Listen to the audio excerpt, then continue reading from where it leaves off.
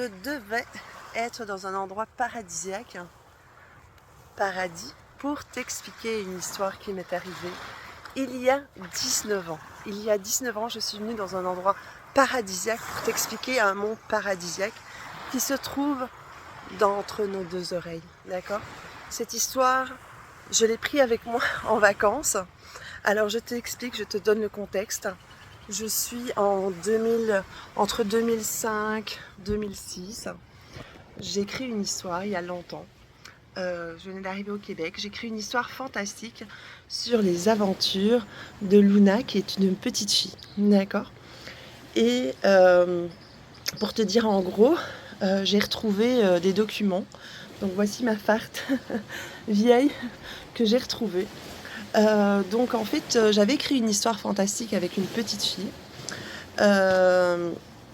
Ce livre-là que j'ai redécouvert, une partie seulement du livre que j'ai découvert en fait, m'a été volé en fait. Tu vas me dire, oui mais tu as une partie, mais en fait il me reste 230 pages, d'accord? C'était un livre de 600 pages. J'ai eu un cambriolage en 2007-2008. Tout était sur mon PC, j'habitais à Belleuil à l'époque. Et c'est ça, on m'a volé tout mon PC, puis j'étais tellement ébranlée à l'époque que j'ai pris le restant des 230 pages qui me restaient sur 600, c'est pas beaucoup. Je les avais foutues dans une boîte. Et au mois d'octobre de cette année, j'ai retrouvé, et je vais t'expliquer pourquoi j'ai retrouvé ce petit manuscrit qui est dans une boîte, qui était perdu depuis longtemps. C'était à l'encontre, j'ai fait une rencontre, je vous en ai parlé il y a quelques temps dans mes TikTok et sur Facebook. J'avais rencontré un garçon qui s'appelle Moa, d'accord? Et quand il m'a dit le mot Moa, j'étais un peu perturbée au niveau de mes courants électriques. Je dis, je connais cette personne-là, Moa, d'accord? C'est pas possible, je le connais et tout ça. Par la suite, je dis à Moa, donc un garçon exceptionnel que j'ai rencontré, je lui dis, écoute Moa, je pense que j'ai écrit sur toi il y a 19 ans. Et à ma grande surprise, au mois d'octobre, quand j'ai réouvert ce document-là, d'accord, on se retrouve avec une feuille comme ça, dans cet état-là, d'accord, parce que c'est vieux.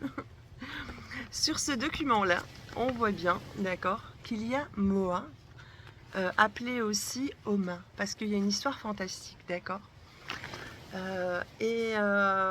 Un peu plus loin dans la lecture, donc je me dis, j'ai pas rêvé, là, j'ai écrit sur une personne que je parle aujourd'hui, Moa. C'est juste pour t'expliquer qu'il existe des dimensions. C'est pour ça que je suis dans un paradis pour te l'expliquer aujourd'hui, car c'est comme un rêve, la vie, d'accord? Il existe des dimensions, il faut aller chercher nos vérités à travers nos dimensions, d'accord? Alors je vais t'expliquer un petit peu l'histoire en gros, ok? Mais à la suite c'est un passage où il y a tous les personnages du livre. D'abord, il y a Tobalt, Martin, Esther, White. Donc c'est l'histoire d'une petite fille qui a des pouvoirs et qui vit entre la Terre et différentes galaxies. D'accord? Et à ma grande surprise, quand j'ai ouvert ça, dans mes amis, et j'ai bien marqué mes amis de l'école terrestre en 2005, il y a un personnage qui s'appelle Elena, c'est une Russe. Et c'est assez amusant, donc il y a comme deux personnages que j'ai découvert grâce à mon interview sur Seed of Investigator. Bonjour Kevin. Et bonjour Marc Berthemont, parce que lui aussi on lui a volé des livres il y a jadis longtemps. Et moi j'ai eu la chance de retrouver une partie, d'accord? Alors tu vas me dire, oh, Gladys, c'est une histoire fantastique.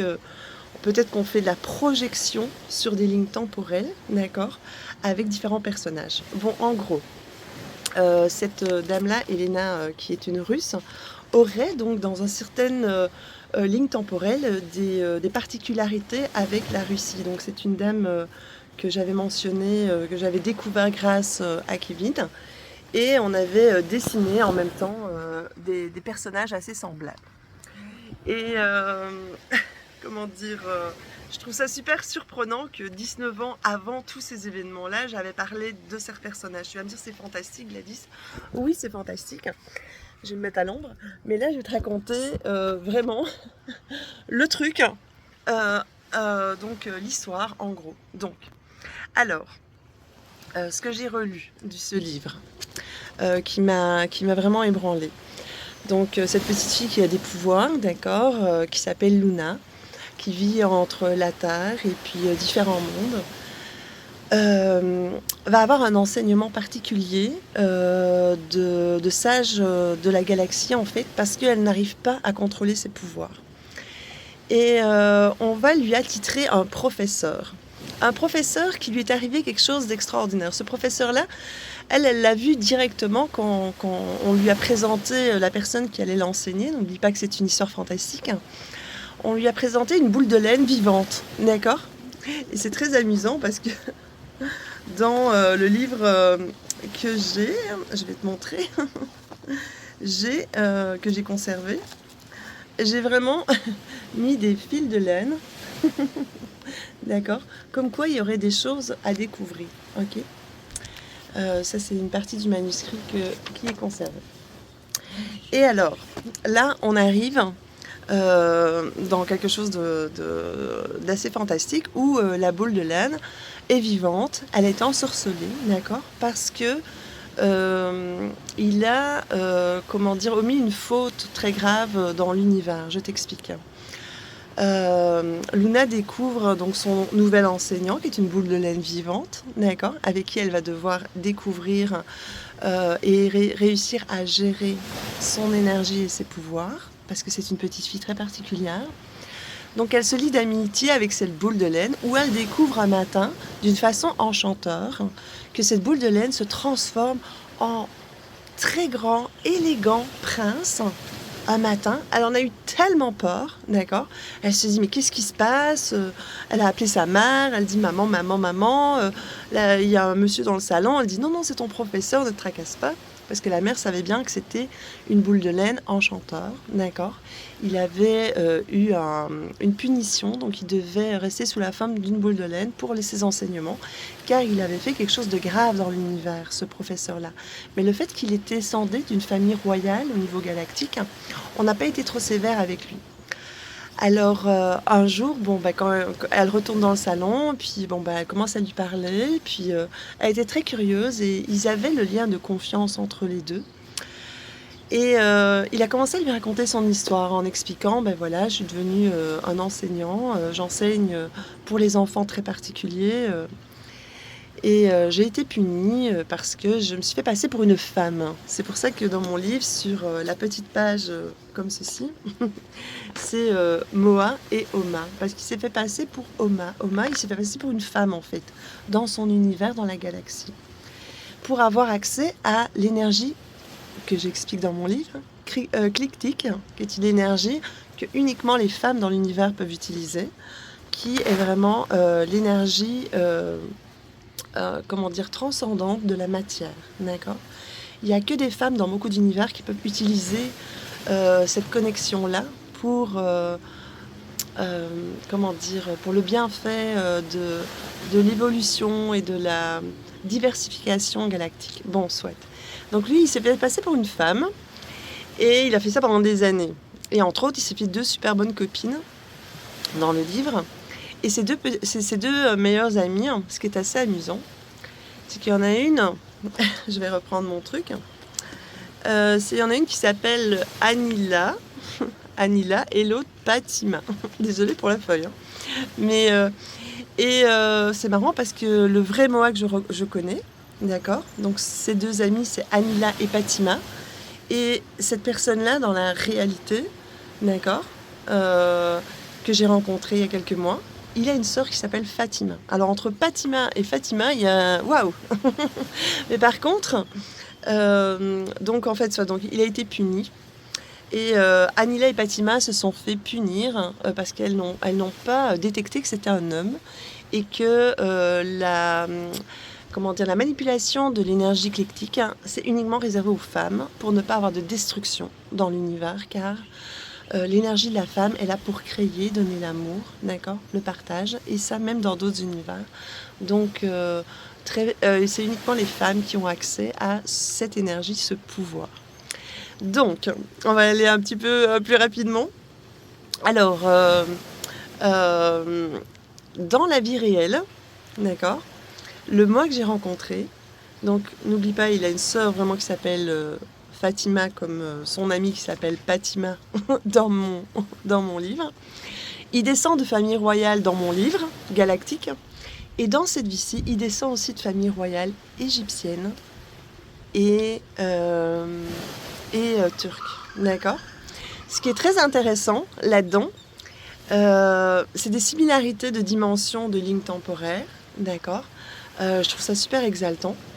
Ce qui est super intéressant, c'est que dans cette vie-ci, sur la vie terrestre, Moa que j'ai rencontré, il a eu des difficultés avec deux femmes dans sa vie.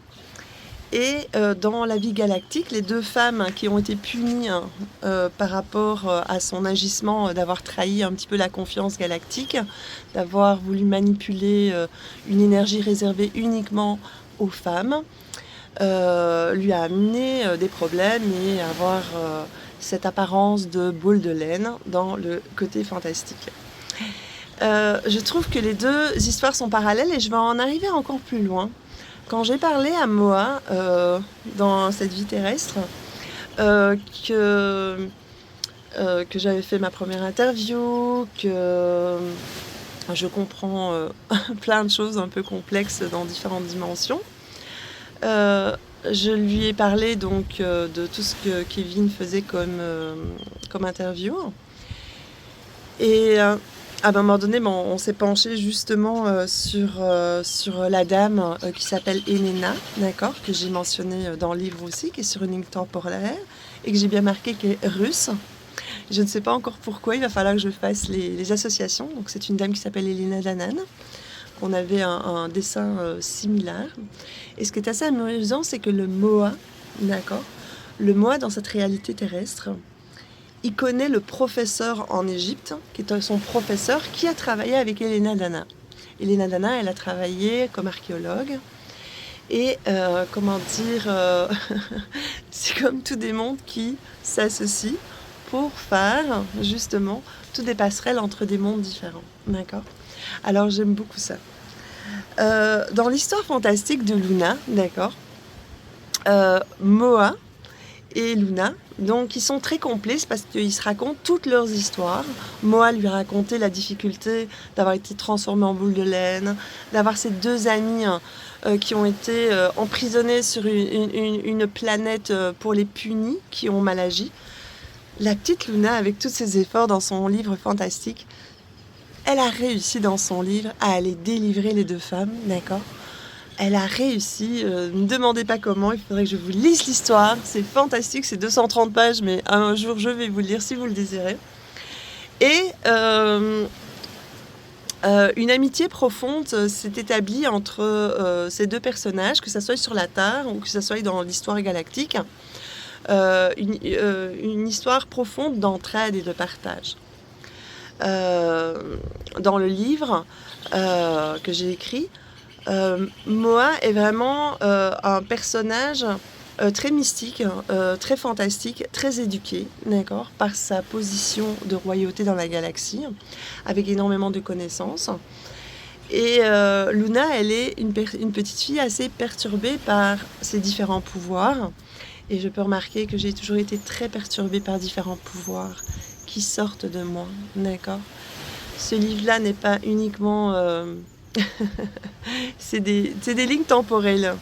Ça m'a vraiment surpris énormément et agréablement quand je l'ai redécouvert. Si un jour ça vous dit que je vous le lise au complet, ça va me faire vraiment plaisir parce que c'est une histoire fantastique à travers des univers. Ce que je voulais mentionner aujourd'hui avec mon témoignage et le fait de vouloir faire une vidéo dans un endroit paradisiaque, c'est qu'il existe donc des lignes temporelles cachées de la situation de l'énergie humaine où on peut trouver, d'accord, des accords. Les accords, vous n'allez peut-être pas spécialement les trouver dans votre téléphone. Vous allez les trouver à l'intérieur de vous, ce que vous allez créer, et vous allez essayer de trouver les puzzles. Moi, ce que j'ai trouvé fantastique, c'est de trouver deux personnages que j'ai été connectée. Moi, je l'ai rencontré il y a quelques mois, etc. Et puis, la façon dont il est décrit aussi, je veux expliquer. au niveau terrestre, c'est un grand monsieur très élégant. Et dans le livre, je marque, il est très grand et très élégant. C'est très drôle. J'utilise les mots. Et aussi, ce qui est amusant, c'est que j'utilise des mots quand la petite Luna et le professeur se parlent, des mots qu'on a utilisés bien avant que je redécouvre le livre. Donc la preuve que nous habitons dans des lignes temporelles d'énergie, d'accord ?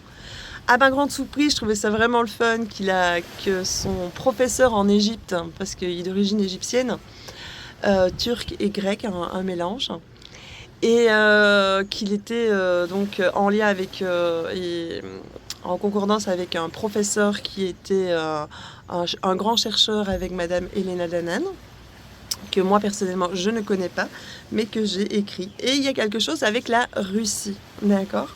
Avec Elena et la Russie, donc sur des lignes temporelles, il doit y avoir des choses intéressantes à un moment donné. Je vais essayer d'investiguer dans mon histoire, d'accord ? Tu vas me dire, Gladys, c'est une histoire. Oui, mais c'est une histoire qui devient de plus en plus vraie. Alors, quand l'histoire se modifie et devient de plus en plus vraie, tu te poses des questions. Tu vas dire, oh, peut-être que tu l'as écrit, d'accord ? Tu l'as projeté et ça s'est matérialisé. Totalement. Possiblement. C'est une des possibilités. Je ne peux pas m'arrêter à une ou deux hypothèses. Moi, je suis spatiale et spéciale. Donc, automatiquement, j'avais envie de te partager dans un petit paradis les paradis qui peuvent exister, d'accord ? Dans des histoires écrites il y a 19 ans. Quand j'ai vraiment relu ce livre,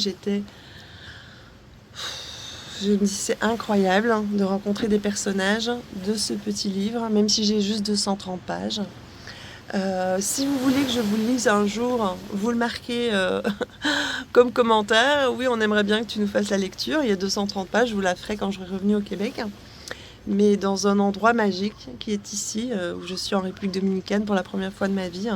Je voulais absolument vous expliquer quand même cette histoire qui, je trouve, est fantastique. D'écrire un livre et de rencontrer les personnages du livre et de comprendre qu'il y a des lignes temporelles, d'accord, et des similarités à faire dresser le poil sur la peau, tellement que c'est incroyable. Donc voilà, j'ai terminé avec mon petit blabla. Je vous laisse sur ce petit paradis auquel je suis. C'est magnifique. Merci de m'avoir écouté. Je vous fais un gros bisou. Et à bientôt. Si vous voulez que je vous lise la suite, vous me mettez ça en commentaire. Bisous.